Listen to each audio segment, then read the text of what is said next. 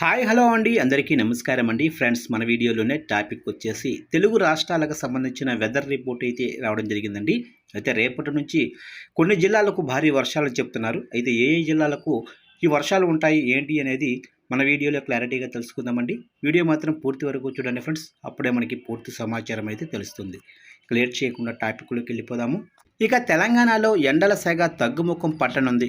హైదరాబాద్తో సహా పలు జిల్లాల్లో రాబోయే 3 రోజుల పాటు సాధారణం నుంచి భారీ వర్షాలు కురిసే అవకాశం అయితే ఉందని భారత వాతావరణ శాఖ ఐఎండీ ఎల్లో అలర్ట్ జారీ చేసింది. తెలంగాణలో విచిత్ర వాతావరణం కొనసాగుతుంది. ఒకవైపు మండే ఎండలు, మరోవైపు వానలు పడుతున్నాయి. ఇక ఈ క్రమంలోనే భారత వాతావరణ శాఖ ఐఎండీ కూల్ న్యూస్ చెప్పింది. హైదరాబాదుతో పాటు తెలంగాణలోనే పలు జిల్లాల్లో రాబోయే 3 రోజుల పాటు వర్షాలు దంచికొట్టనున్నాయి. మే 29 అంటే శుక్రవారం వరకు నగరానికి ఎల్లో అలర్ట్ జారీ చేస్తూ ఐఎండీ నిర్ణయం తీసుకుంది. ఇక ఆ తర్వాత కూడా పలు ప్రాంతాల్లో వర్షాలు పడతాయని హెచ్చరించింది. ఇక గత కొద్ది రోజులుగా భానుడు బగబగలాడుతూ చుక్కలు చూపించాడు.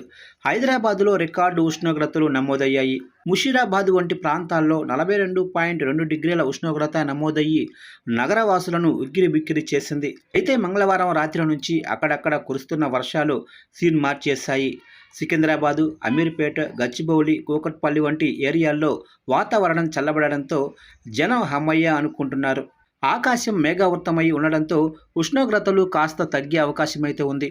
ఇదే సమయంలో రాష్ట్రంలోనే పలు ప్రాంతాల్లో తీవ్రమైన ఎండలు కూడా కొనసాగుతాయని ఐఎండీ హెచ్చరించింది. ఇక వర్షాల హెచ్చరికల నేపథ్యంలో తెలంగాణ ముఖ్యమంత్రి రేవంత్ రెడ్డి యంత్రాంగాన్ని అలర్ట్ చేశారు.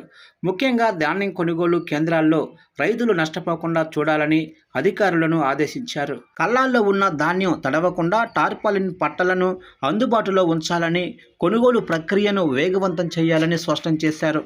ప్రకృతి వైపరీత్యాల వల్ల రైతులకు ఎలాంటి నష్టం రాకూడదని సీఎం నొక్కి చెప్పారు. ఇక హైదరాబాద్కే పరిమితం కాకుండా భద్రాద్రి కొత్తగూడెం, ఖమ్మం, వరంగల్, కరీంనగర్, నిజామాబాద్, రంగారెడ్డి సహా 20కి పైగా జిల్లాల్లో వర్షాలు కురిసే ఛాన్స్ అయితే ఉంది. కొన్ని చోట్ల గంటకు 40 కిలోమీటర్ల వేగంతో ఈదురు గాలులు కూడా వీస్తాయని అధికారులు చెబుతున్నారు. బలమైన గాలుల వల్ల చెట్లు, కరెంటు స్తంభాలు పడిపోయే ప్రమాదం అయితే ఉంది. కాబట్టి వర్షం పడే సమయంలో బయట తిరగకపోవటమే మంచిదని సూచిస్తున్నారు. సాధారణంగా జూన్ 1 కల్లా కేరళను తాకాల్సిన నైరుతి రుతుపవనాలు ఈసారి కొంచెం ఆలస్యమయ్యే అవకాశాలున్నాయి. మే 26న రావాల్సినవి ఇప్పుడు జూన్ 2 నుంచి 4 మధ్య వచ్చే అవకాశం అయితే ఉందని ఐఎండీ అంచనా వేస్తుంది. దీనివల్ల ఉత్తర భారతం ఎండలతో అల్లాడుతుంది.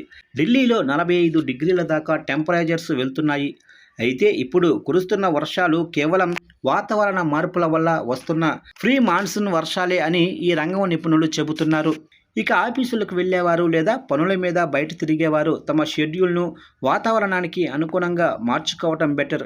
సాయంత్రం వేళల్లో ఉరుములు, మెరుపులతో వర్షం పడే ఛాన్స్ అయితే ఉంది. కాబట్టి వెంట గొడుగు లేదా రైన్ కోట్ ఉంచుకోవటం మంచిది.